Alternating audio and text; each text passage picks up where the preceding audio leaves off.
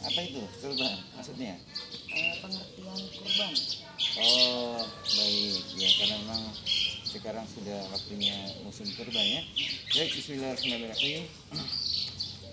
Salatu wassalamu ala Rasulillah wa ala alihi wa ashabihi ajma'in, amma ba'd. Akmal, sebenarnya Rasulullah sallallahu alaihi wasallam sudah memberikan sebuah hadis yang diriwayatkan oleh Aisyah radhiyallahu an. Isi hadisnya adalah, saya bacakan ya. Isi hadisnya adalah tidak ada suatu amalan yang dikerjakan oleh anak Adam pada saat ini, yakni ketika datangnya Idul Adha, yang dilakukan adalah memotong hewan kurbannya. Kenapa? Karena kelak di yaumil akhir, hewan-hewan yang dikurbankan ini seperti tanduknya, bulu-bulunya, bahkan darahnya, ini adalah sebagai amaliyah kebaikan yang dilakukan oleh seorang hamba yang ketika nantinya diterima di sisinya oleh Allah Subhanahu wa ta'ala. Nah, sedangkan pengertian kurban itu sendiri secara makna bahasanya adalah kurban artinya adalah dekat. Dekat. Artinya dekat apa?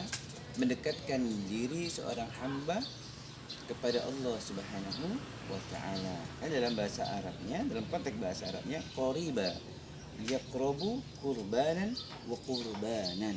Ini adalah orang senantiasa ingin mendekatkan dirinya kepada Allah Subhanahu wa ta'ala setelah dia melaksanakan ibadah penyembelihan hewan kurban. Itu mungkin ada lagi?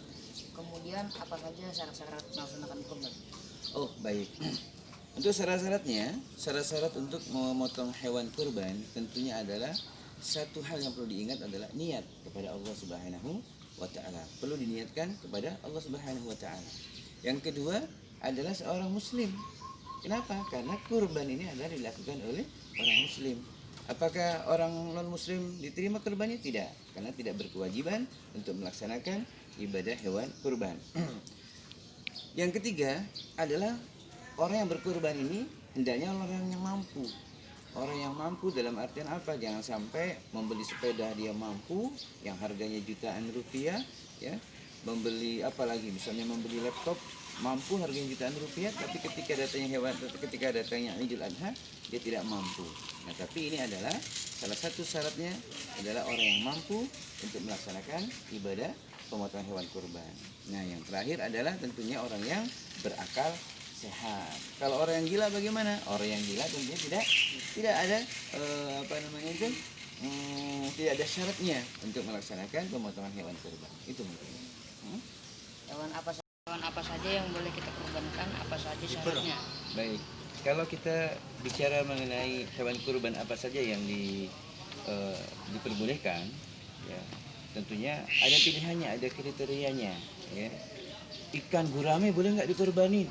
Ikan patin boleh nggak? Tidak. Kenapa? Karena tidak memenuhi syarat. Syarat yang pertama adalah hewan kurban, jenisnya itu onta, itu boleh.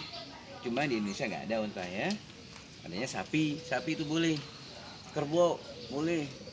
Kambing, apakah boleh? Boleh kambing. Domba juga boleh. Terus apa lagi? Akmal, kuda. Ya, kuda jarang. Boleh. Ya biasanya kalau di Bima sana itu biasanya orang-orangnya pada motong kuda. Ya. Adapun syarat-syaratnya, syarat-syarat orang yang berkurban tentunya adalah dia harus berniat. Niatnya karena Allah. Ya. Yang kedua adalah orang yang muslim. Kalau dia bukan muslim, dia tidak diterima oleh Allah. Ya. Yang keempat adalah orang yang memiliki akal sehat. Gimana kalau orang gila? Orang gila tidak memenuhi syarat untuk berkurban. Dan yang terakhir adalah orang yang mampu. Orang yang mampu itu orang yang memang memiliki kemampuan untuk berkurban. Ya, itu mungkin. Bagaimana hukumnya dan manfaat dan berkurban? Baik. Hukum berkurban adalah sunnah muakkadah. Sunnah yang dikuatkan. Nah, hampir setara dengan wajib. Cuman hanya saja bagi yang siapa yang wajib? Bagi yang mampu tadi itu. Nah, adapun manfaat berkurban itu banyak sekali, ya, banyak sekali manfaatnya. Salah satunya adalah ingin mendekatkan diri kepada Allah Subhanahu wa taala. Yang kedua adalah sebagai ungkapan rasa syukur kepada Allah Subhanahu wa taala. Kenapa? Karena mampu untuk berkurban tadi itu.